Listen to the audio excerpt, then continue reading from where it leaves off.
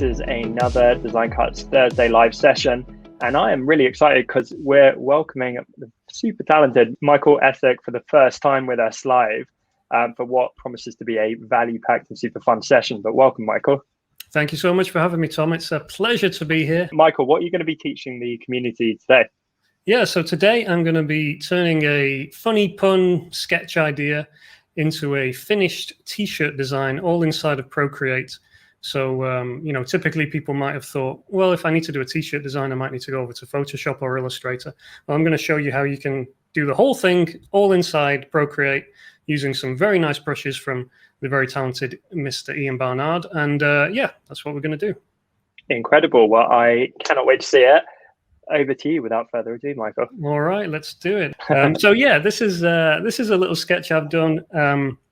The idea here was the idea behind the concepts or the design is a pun, simple pun, and the idea was who, as in the noise that an owl makes. Who asked you? So this was an idea that came to me. I was thinking about doing some simple sketches and some simple designs.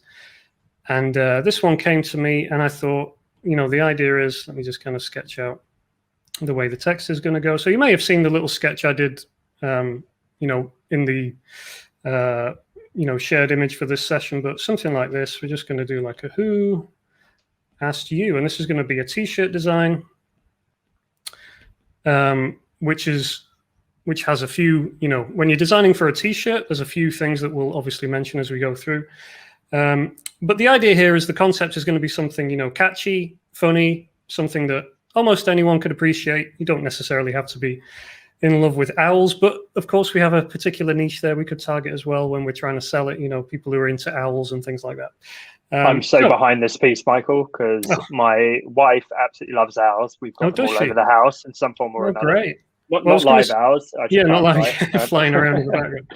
Yeah. I was going to say, once I finish this one, I'll stick it on my website, and anyone who wants, or on my Redbubble, I should say, and anyone who wants to buy one can pick one up. But love that. I'm also personally, I'm a huge fan of puns, so you're winning on both fronts. Yeah, me too. It's my bread and butter. We might have to get a few in during this session.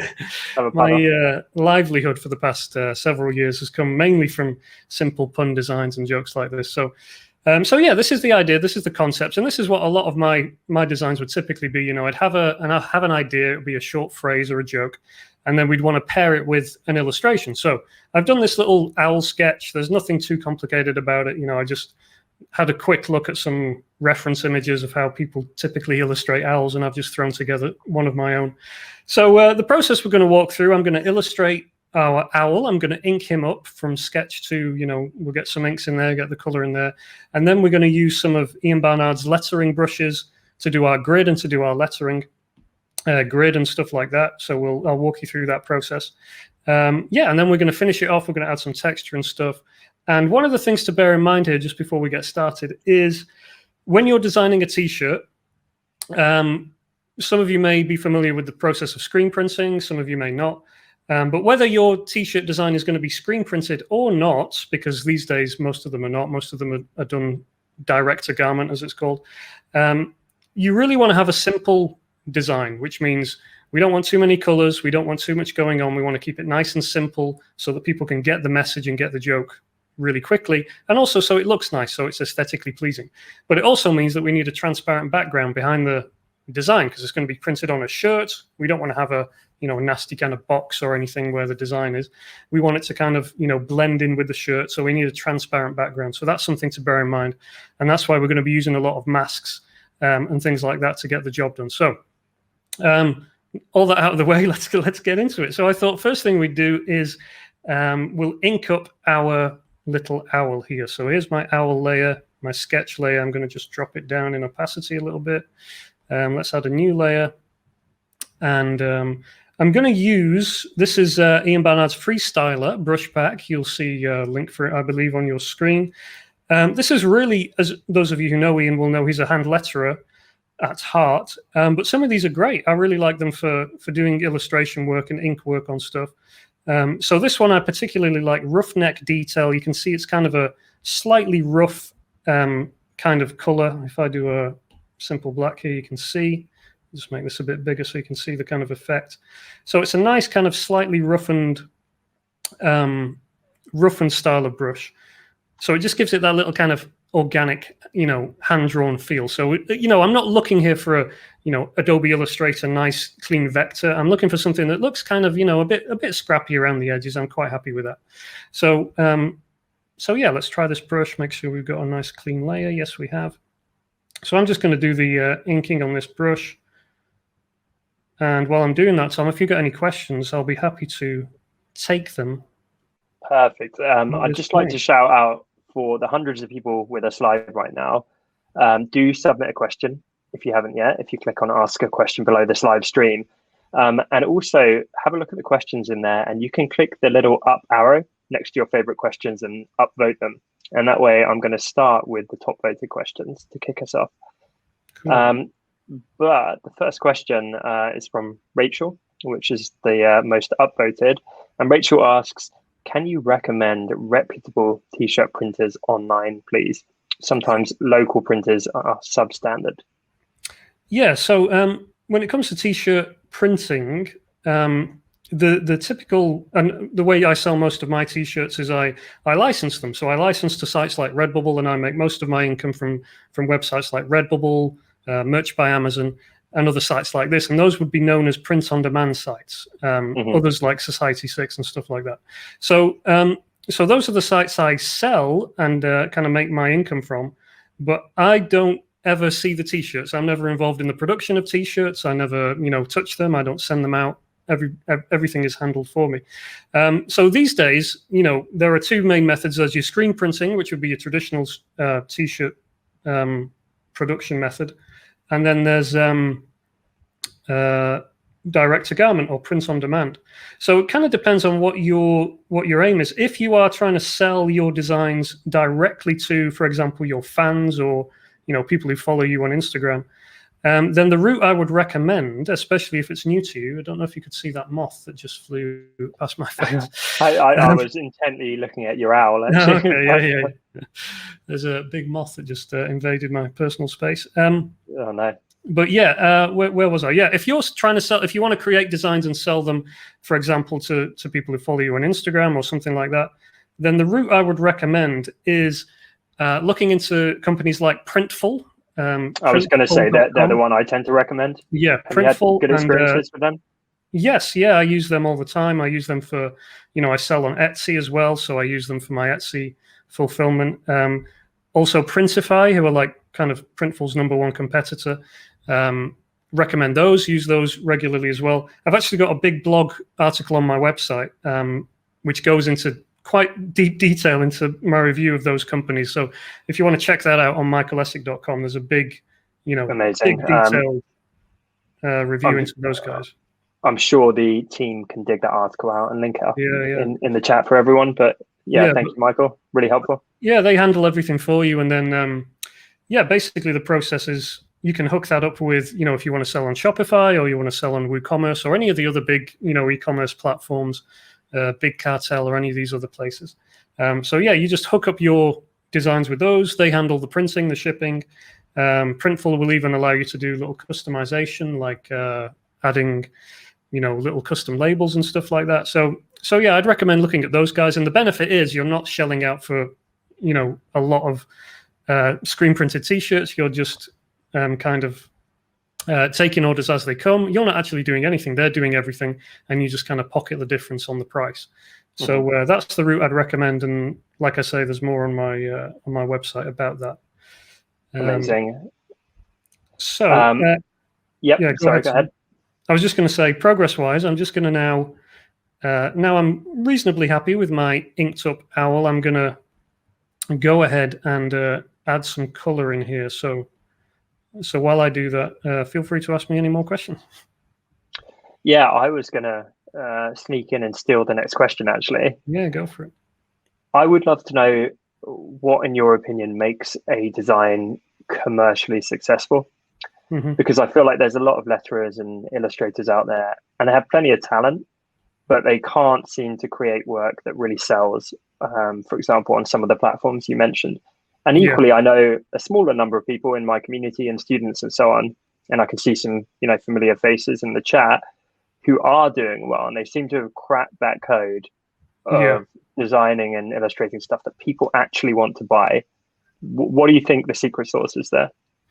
Yeah, I think there's a few like different routes and ways, and the people who do really well, like me personally, I've done well with jokes and puns and that kind of pop culture trends, memes, and things like that. Some people do well with more artistic and aesthetic stuff. That's not really my my bag. I'm more of a churn out little designs like this and then whack up loads and loads of them and just keep going. And that's really been the key for me, is volume. It's not so much that an individual design is so fantastic and it's going to sell like gangbusters. It's that you've got thousands of designs up across several different platforms, and over time that builds into a significant amount of income. But I think in terms of individual designs, I think things like that's why I've built my t-shirt career, if you like, off jokes, because it's just so much easier to connect with people on a joke than it is to try and persuade them to buy, even a really nice, attractive looking t-shirt. You need to give people a reason. And humor is one of the best reasons, and jokes and puns and things like that, one of the best reasons and motivators for people to purchase something, especially if it's to do with an interest they have. So I would recommend, focusing on niches and things that you know about. So communities that you're perhaps involved in personally, or that you know something about, and so you're aware of in-jokes and things like that, and then creating designs that you would want to wear as part of that community. That's kind of how I got started, and then the process is just keep going, keep churning out the designs. It's not if you want to kind of make a full-time income from this, which I do, it's not something that happens overnight. It was 3 or 4 years before I was in a position to leave my full-time job and pursue this as my full-time gig. So yeah, jokes, in-jokes, things that connect with people on an emotional level tend to be the best sellers over time. But would you say within that possibly a sense of self-identification as well? And that can come through the forms of jokes and so on, but it's, I'm wearing this because it says something about me. Exactly. Yeah. And that's what people do when they're wearing a joke. They're saying, I'm funny, I'm witty, I know about this term or this in-joke or something. Or equally, I'm part of this subculture, Exactly, I'm a programmer, I'm a cat lover, whatever it might be. Yeah, and things like messages around election time, I'm voting for this person, or I'm supporting this movement or social cause, whatever it might be.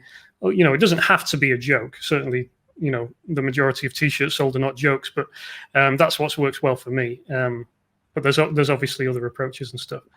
I feel like I've just been clicking this button on and off while I've been answering the question because I've stopped coloring.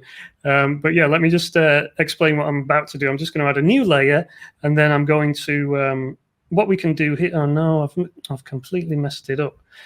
I've used my reference layer and I've colored it there. So let me undo all of that and just do that again really quick. All good. I'm going to go through the questions while we do that. Yeah, go on. That is, that's the downside of multitasking. That is, I said I could multitask, and then I foot in it. Here we go. Cool. So we're just recoloring. Yeah, we're recoloring. So I set my layer as a reference layer so that I can then color in a separate layer, but still have without messing up my original ink illustration. So there we go. I'm just going to do just this light blue for the eye highlights, just to mix it up a little bit.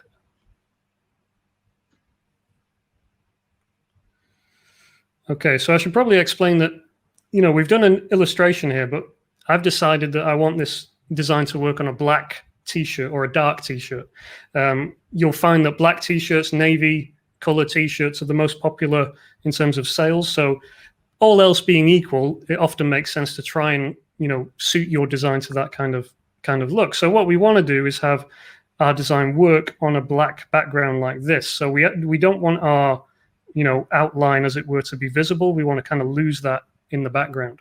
So what we've done, because we've done a reference layer, we can actually lose the illustration layer there, the ink layer, and you'll see that I've got now something, because I've colored in the blocks, I've got something that I can work with as a basic color blocks without the outline. And then if we wanted to, for example, sell this on a navy or a darker shirt or something, then it would work, he says.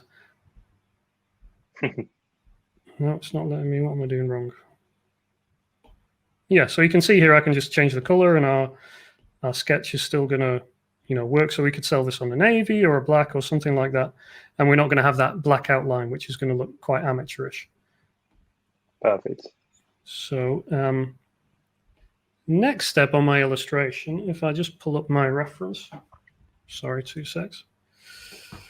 I'm just going to do a quick, what am I going to do? A quick mask here, just to add this guy a couple of, a couple of these kind of outlines around his eyes like this. And then we can draw around here, fill all this in. Any more questions there while I painstakingly do this, which is probably a quicker way to do this, but this will allow us to answer another question. Yeah, certainly do. So Stephanie asks, when you are designing a shirt, does your inspiration just come to you as your own original idea, or do you follow what is trending? That's a great question. Yeah, there's different ideas and different things for different purposes. So, for example, sometimes inspiration does just hit. Some of my best sellers have been things that came to me, just early in the morning as I'm waking up in that kind of stupor state, or when you're falling asleep. Sometimes just some crazy ideas bubble up in your head, and that's great. Sometimes that happens, but you can't rely on that, and especially if you're running a business and this is what's putting money on and food on the table. You need to really just find ways to churn out design. So yeah, that's great when it happens, but I have developed and found ways to look at trends and topics and generate my own original ideas from those. So whether that's ways to generate puns, ways to generate funny phrases and things like that, I have over time basically kind of reverse engineered that because I've done it so much. So some of the ways are like looking for rhyming words. That's a great place to start. But yeah, typically I'd start with maybe a topic if there's a trending topic or a subject that's popular right now, something that's newsworthy or a joke that's kind of doing the rounds that happens from time to time.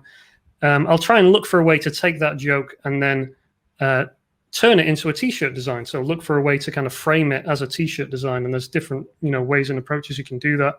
Again, I've got information on my blog about I think my most recent blog post is like 6 different kind of methods that you can walk through to come up with original ideas. And the great thing about that is it doesn't matter really what the topic or the subject is.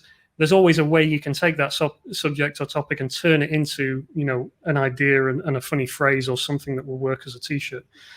So yeah, in terms of starting points, I tend to be on the lookout for things pop culture wise. So I keep, Evernote handy, and anytime I see a funny meme or something that I think, could be something, then I save it, and then I come back and look at it and kind of work on ideas.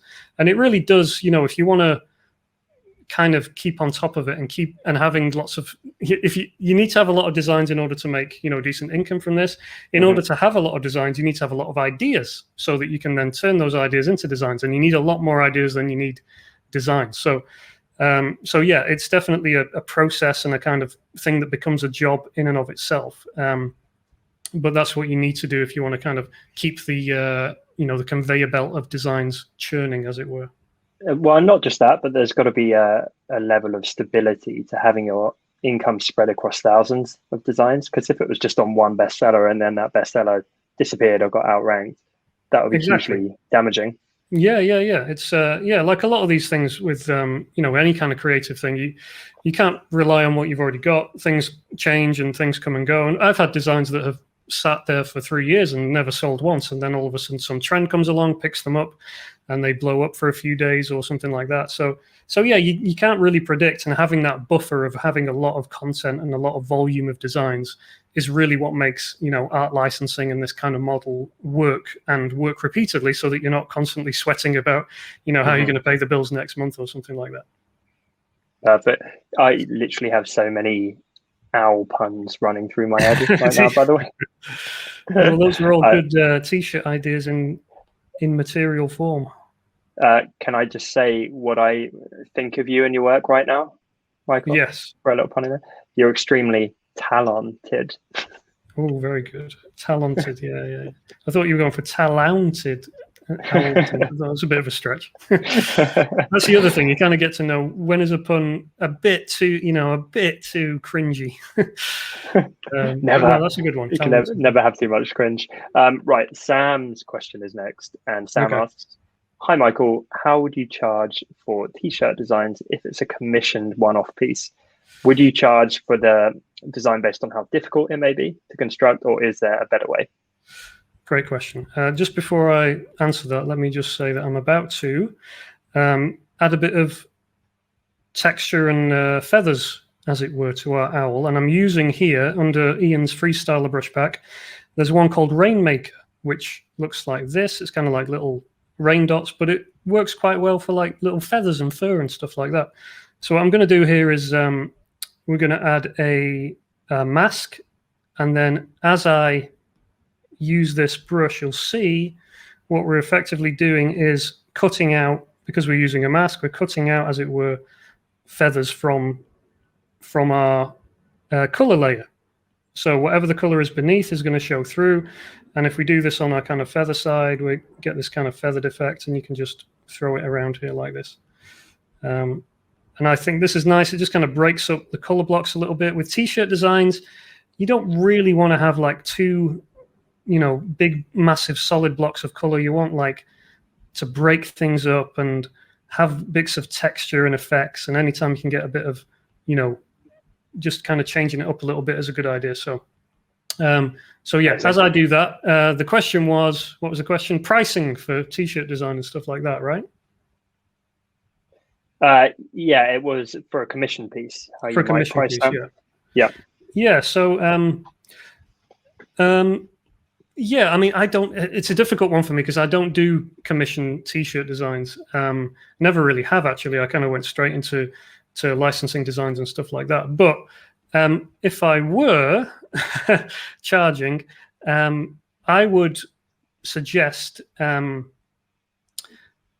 if you're the one, okay, so there's two sides to it, isn't there? There's the I'm doing t-shirt designs, I'm the artist, what should I charge? And there's I'm trying to get, some t-shirts designed, what should I charge? So if you're trying to get t-shirts designed, or what price should I pay? You'll find every kind of price imaginable. You'll be able to go on Fiverr and get someone who'll do you a t-shirt design for $5. It's not going to be very good. All the way up to, your professional designers who'll be charging you several $100s, I would have thought. So those are the kind of ranges you're looking at. And if I was a designer and I was trying to charge for t-shirt design, I think I'd, depends how fast you can produce things and all that kind of stuff. But I would personally, probably be looking at the couple of $100s at least for even for a simple design like this. In my normal kind of working day when I'm not talking while designing and stuff, I would probably be able to turn something out like this within an hour, finished and done. But of course, it's not a sensible thing to price by the hour. It's more sensible to charge by the value that you're giving the customer. And, if you're doing a decent t-shirt design and they're going to sell it, repeatedly to multiple places, you're giving them the rights to sell it or whatever, then you want to make sure you're charging a decent price for that. So yeah, sorry, there's no kind of hard and fast rules on that, but that's kind of the approach I would take. Yeah, definitely. And I think to your point, Michael, it takes you an hour, but I guarantee there's some design briefs that may be much more intricate. Yeah. Or that definitely. Someone's particular style is incredibly complex, and maybe it would take weeks to do a design, in which case $200 simply wouldn't cover it. So exactly, yeah, it's quite broad, I guess. Yeah, it really depends on the brief and all that kind of stuff. And there's no hard and fast rules. Just in the same way, there's no hard and fast rules for designing a logo or a poster or anything. It's it comes down to the use case and what you're able to do and all that kind of stuff. Let me just say, this brush now is the Milky Way brush, which is really nice for doing again, I'm just kind of using a mask here to kind of cut from the color layer. And this is a nice kind of speckled, what's the word, kind of stipple brush effect. And this is also in Ian's Freestyler brush pack as well. So this is really nice for adding a bit of shading, which you can see I'm doing now. So I'll just add a bit, oops, no, I didn't want to do that. So yeah, that's what we're doing now, adding a bit of shading with the stipply brush. Perfect. And to clarify, that's still part of the Freestyler pack? That's inside the Freestyler pack, yeah. It's a fun pack. I remember Ian came on here live with us right after he released it. And yeah, it's a really interesting pack. It's a really nice one for, just, I think it's so versatile. I know it's made for kind of hand lettering and that's Ian's thing, but a lot of these are just simple and easy. And I like brush packs that are simple and easy. There's so many out there, obviously, to choose from. But once you find one that's just kind of like, oh, it's got a stipple brush. Oh, it's got this. It's got everything you need in one pack. That's, just saves time, really. Yeah, absolutely. Neris asks, what canvas size and DPI are you working with? Yeah, this is the standard Merch by Amazon canvas, which is 500 by 400 pixels. So 400 high by 500 wide at 300 DPI. So this will be plenty big enough for any of your print-on-demand sites. I mean, if you can zoom in here, this is what, I suppose it starts getting a bit pixelated about there. So, it's a really big canvas and gives you plenty of room to, to play with and maneuver with, and will be fine for all your kind of print-on-demand and t-shirt printing needs. And I find it's big enough as well that, if you want to, you can even do things like, I have designs and I'll be like, oh, I need to change things or recreate it or whatever. And I'll just be like, you know what, let's just whack it into Illustrator and vectorize it. And it will still be fine because you've got such a high quality, illustration or design that you're starting from. So, yeah, recommend using a canvas that kind of size for your designs. Amazing. Thanks, Michael. Are you happy if I keep firing questions? Yeah, go for it. Yeah, do let me know if you want to clarify. Part of the technique, of course. So first of all, I can see the people in the live chat saying they'd love to see my mouth not hidden behind the mic. I think there's a few people who want to see the lips move, so consider it done. Okay. I'm going to sit up with better posture. Eddie says, hi, Michael, could you share with us what comes into your mind before picking the nice colors for a design? Yeah, so this one, because I've kind of made the decision that we're going to go with a dark t-shirt background, that then informs, what I'm going to do when it comes to the actual designs. Sorry, the colors I'm going to choose, because I'm going to have to choose colors that are going to stand out on a dark background. So I didn't really have much formulated thoughts around what colors I was going to use here. I just picked a blue and thought, okay, I'm going to do a blue owl for some reason. And, that'll show up nice. I think because I'd made the decision I was going to do a navy t-shirt background. So then having a kind of lighter blue on the navy, you just kind of stick into a similar color palette. So that works nicely. And then, yeah, it's just a process of what I would recommend is never going for more than like 2 or 3, maybe 4 max colors to use. So individual colors in your palette for a t-shirt design. Even though, print on demand these days, you can print as many colors as you like. There's no limit. But the visuals, as in the aesthetic of what a t-shirt looks like, t-shirts always look nicer when they are kind of limited in colors, is my opinion anyway. So, you think about screen printed posters and screen printed t-shirts, they have that kind of cool aesthetic because they're limited in terms of their color palette. So I would always recommend you pick a color and then have that color inform the next, couple of colors or something like that. And yeah, have that as the basis, but keep it to 3, 4, 5 at a stretch maybe. And then you'll have a nice looking illustration off the back of that. Perfect. Less is more. Less is more, yeah. I hear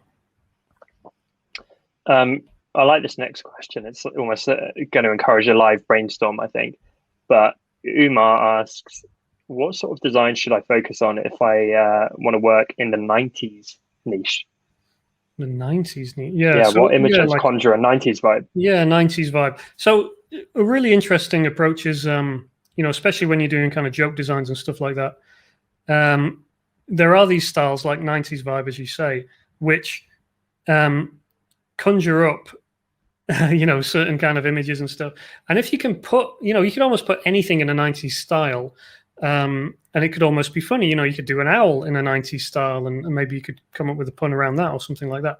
But yeah, you can often take subjects and whack them in a style which they wouldn't typically belong to, and that in and of itself is creating, a funny joke. It's creating a funny juxtaposition. So yeah, if you can do that, I would recommend it. Take that kind of approach.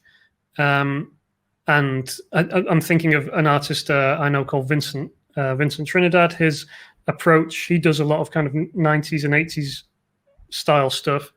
And he did a whole series where he just do do a T-Rex in an 80s style, or do I think he has got actually an owl in like an 80s style retro approach. And he's one of the, big sellers on Redbubble and stuff like that.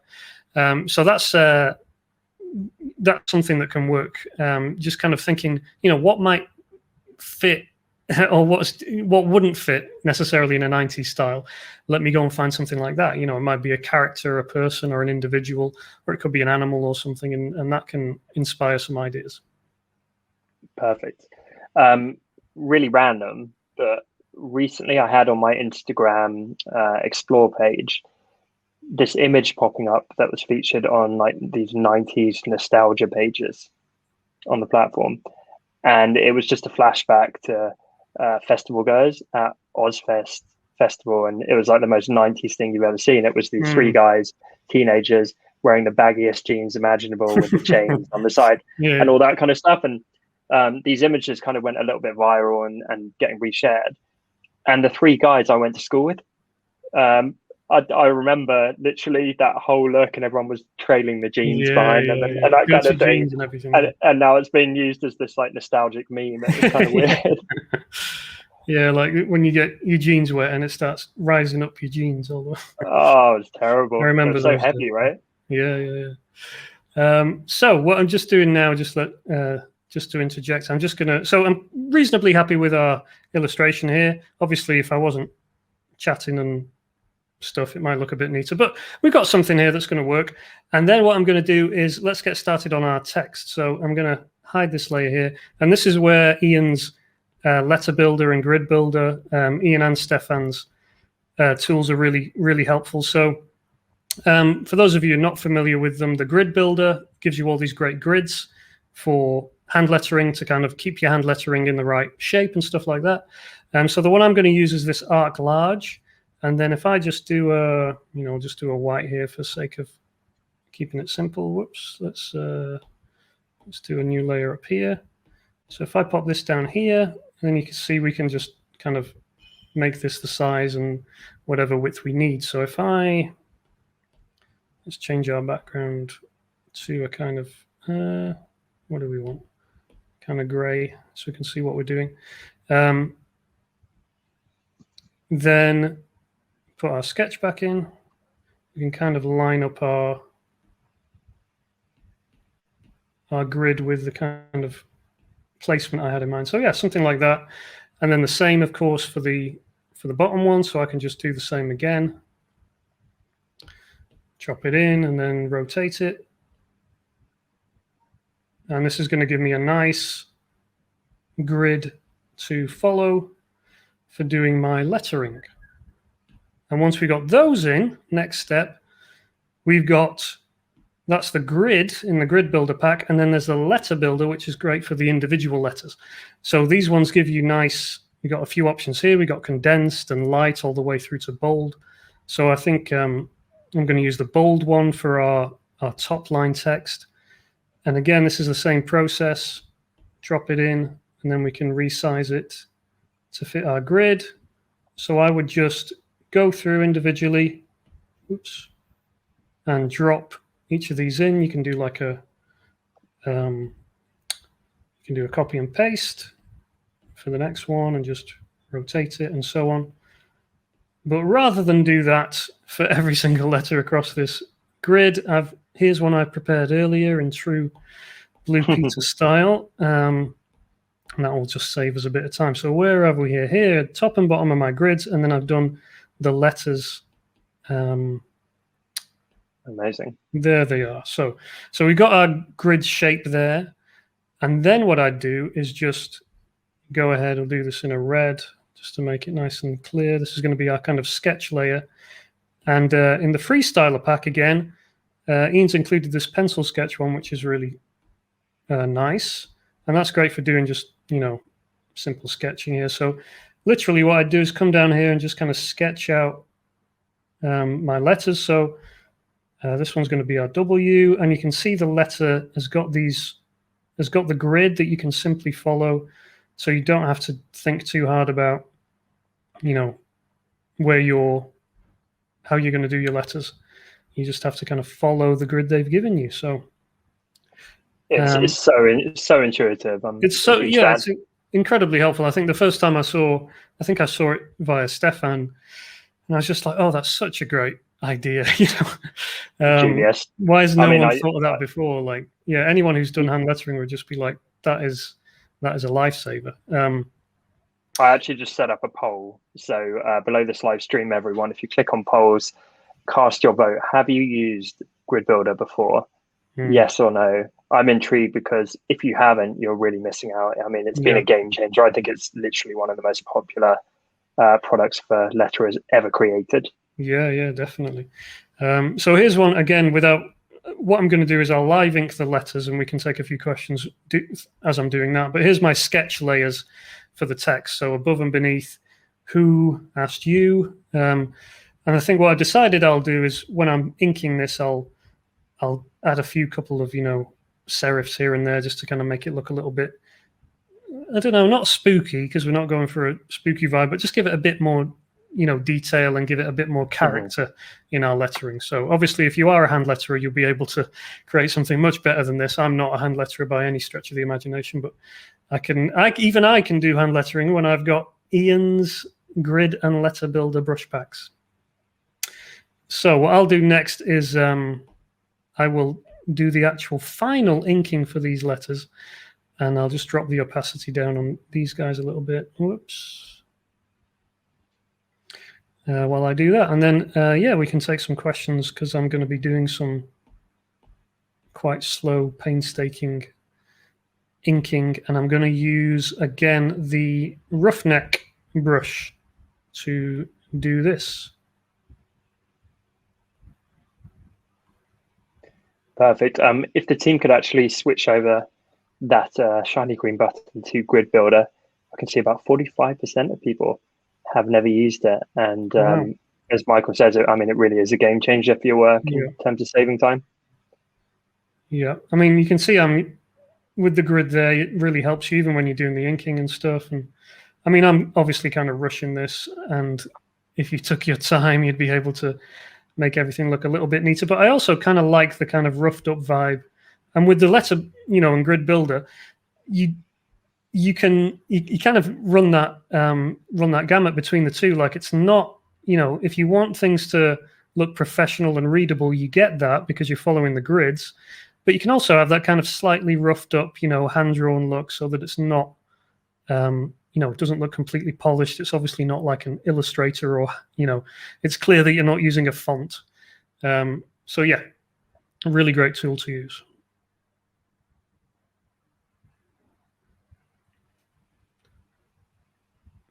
Yeah, I think it does have a bit more character with the serif, doesn't it? Yeah, just a bit more of a night, creatures of the night vibe kind of thing. Not quite a Harry Potter vibe, but, something like that. Yeah, I can see that. Yeah, seems appropriate. Harry Potter and owls. Exactly, yeah. We can go with Hedwig here in the middle.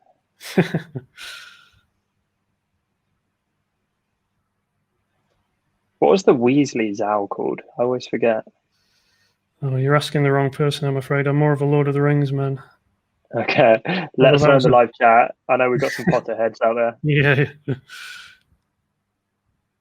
My wife is the awesome, Harry. Yeah, my wife is the Harry Potter fan, but she was always dragging me to the films. Errol, yes, thank you, Wendy. Of course it is.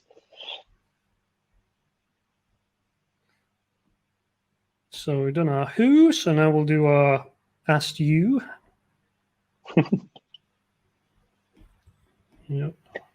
Michael, a lot of people saying how helpful this session is, by the way. Good. Yeah, I feel like Design Cutters really enjoying it. Good. I feel like I'm rushing so many things, and I also feel like because I'm not really the world's best Procreator. And I know that like some of the times I'm coloring things in, I'm like, oh, there's a quicker way to do this, but I don't know what it is. And I'm sure people in the comments do.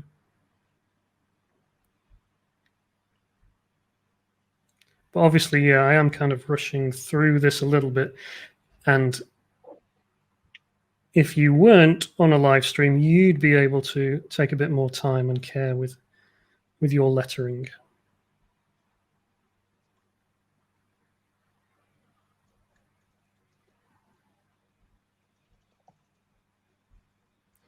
Like these two are a bit close together maybe, but that's okay. We can make them into one letter. Like Calvin and Hobbes, you know, he always used to do that with his lettering. Mm-hmm. He'd always like join up the if there was like a kaboom or a splash or anything like that, he'd like join up the letters. It's quite cool, isn't it? It's yeah, it gives it a bit more dynamism. Yeah, just and like so many t-shirts and things, people can tell when it's a font or whatever, and you know, just doing hand lettering is one of the simple things you can do that just lets your work stand out a little bit more. Mm-hmm. It doesn't look like everything else, and people are going to be asking, oh, what's the font? And you'll be like, no, there is no font, I did it myself.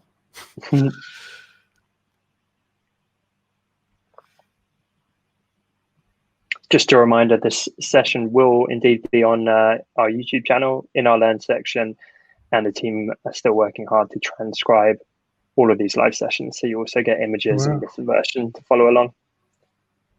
Awesome.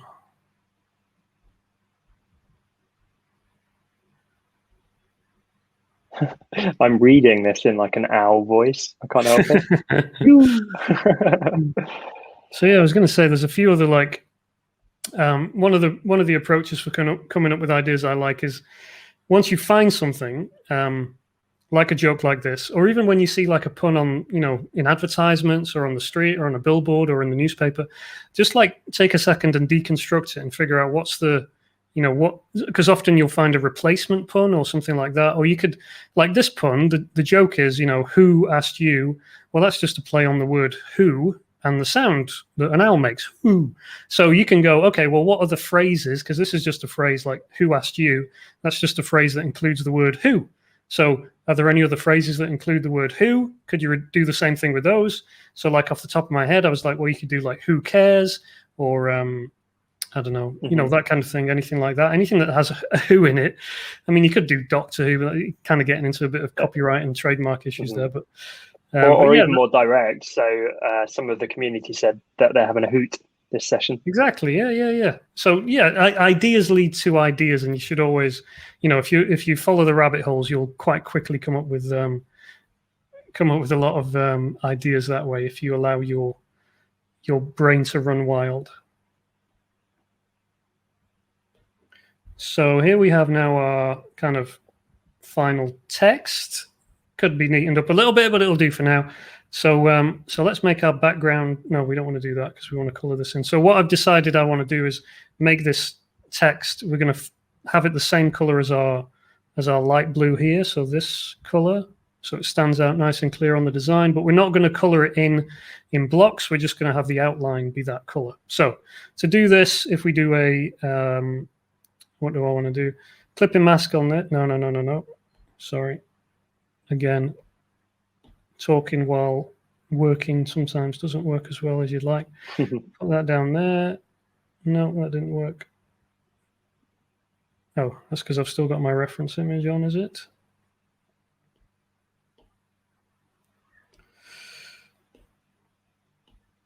And we can basically color in this guy, can we? No, So I'm clearly missing something here. Let us know if anyone. Why don't you hit me with a question while I figure out what I've done? I will, and done equally, if anyone watching live is eagle-eyed or even owl-eyed and can see what's going wrong, do let us know. But yeah, let me have a quick look at the questions.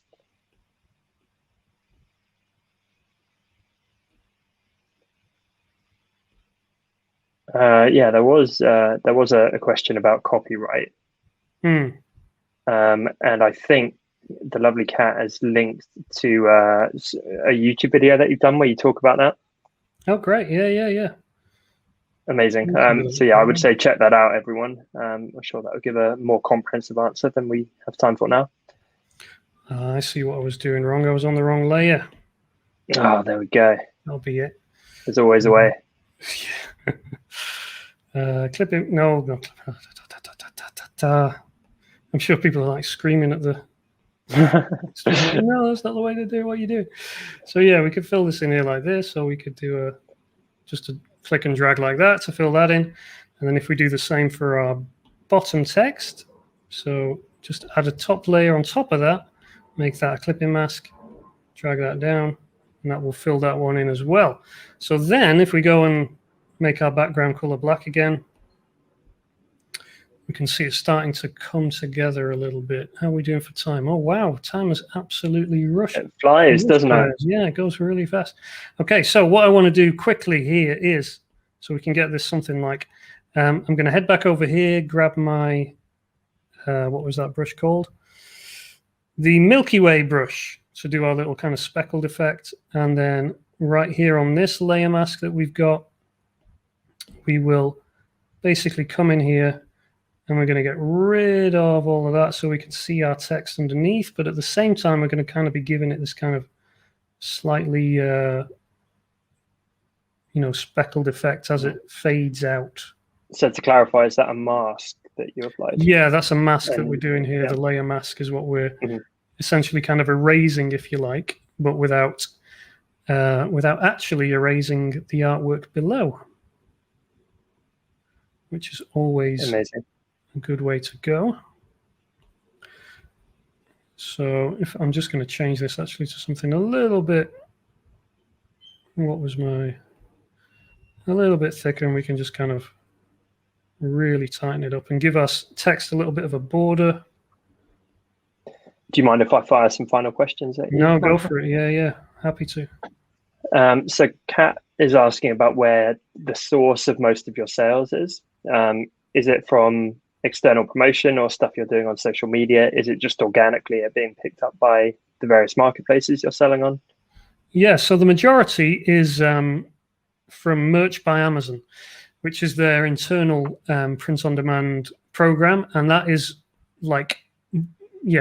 purely organic, which means people are going to Amazon, they're searching for example, funny owl t-shirts, they're seeing a design, hopefully something like this one, and they're saying, oh, that's cool, I like it, I'll buy that, or I'll buy that for whoever my friend is who likes owls or something like that. So yeah, so a big part of that is, keywords and kind of search engine optimization for your design so that they can be seen and be found and stuff like that.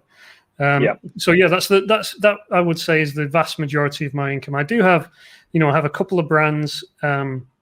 I have one brand with, like 10,000 Instagram followers. So that's a bit more of a direct marketing channel, which is great. However, that's nowhere near the same kind of volume that you obviously get through a site like Amazon if you happen to be, established in the ecosystem, if you like, and you have your results and your designs showing up in there.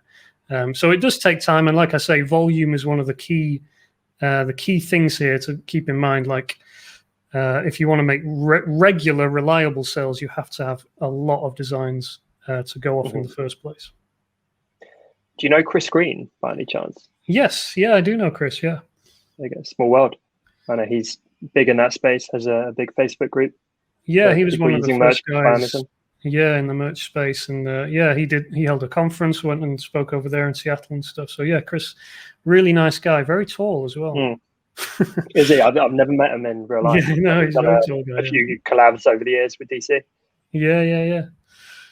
So, by the way, this little star brush, there's a brush inside Freestyler called Superstar, which is really cool and gives you these little, you can just plop a few stars in and stuff like that. I was going to add a crescent moon in, but I'll leave that for now. So we've got kind of the basics there of our design, and then we could make a few tweaks. I was just going to maybe move this down a bit, something like that. Give a bit more padding, and let's just neaten up this mask here a little bit. Gail asks, do you export in CMYK or RGB? I export in RGB and have never had a problem with it. Obviously, a t-shirt is going to be translated to CMYK when it's printed, but it's not necessary that your artwork be in CMYK format. And, especially for these websites, it's not an issue. They will translate your RGB over to CMYK for you, so you don't have to worry about that. So okay. Yeah, RGB is fine. We can also do, by the way, if we wanted to do what was I going to say there? Or we could do like a little bit of weathering on the text. So if we wanted to just do this, what would be the best way to do this? He says, I've reached my maximum. That's the problem. I've reached my maximum amount of layers because I've got an old style iPad, not one of these newfangled ones. So yeah, if we make this a mask, then we can use that stipple brush again, the Milky Way one, and we can just which one am I on there?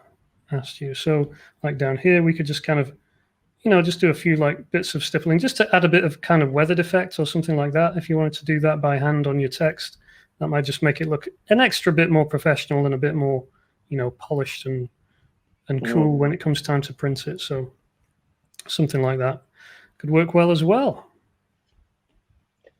Amazing. I like it. So yeah, that's pretty much the process for something like this. And then all that would be left to do is export it, as PNG with the transparent background. And yeah, you should be away. Kind of depends on your personal preference, but yeah. Incredible. Thank you so much, Michael. What a great session. And as I say, you've been missing seeing the feedback, but people have been really enjoying it and learning a lot. And I think everyone got a ton of value. So thank you so much. Thank you so much. It was a bit of a whirlwind, but yeah, everyone got something out of it. Michael, we would love to welcome you back in the future. Absolutely. And increasingly, we're doing things where our community do, get a little bit more access to ask questions and so on. So I'll talk to you separately about that. But you've been so generous and so giving with your time. We'd love to welcome you back. Thank you so much for having me, and thank you all for joining. It's great to see so many people watching live, and hope you got something out of it. Yeah, it was fantastic. And before we jump off, Michael, where's the best place to find you so we can link it up for the community here?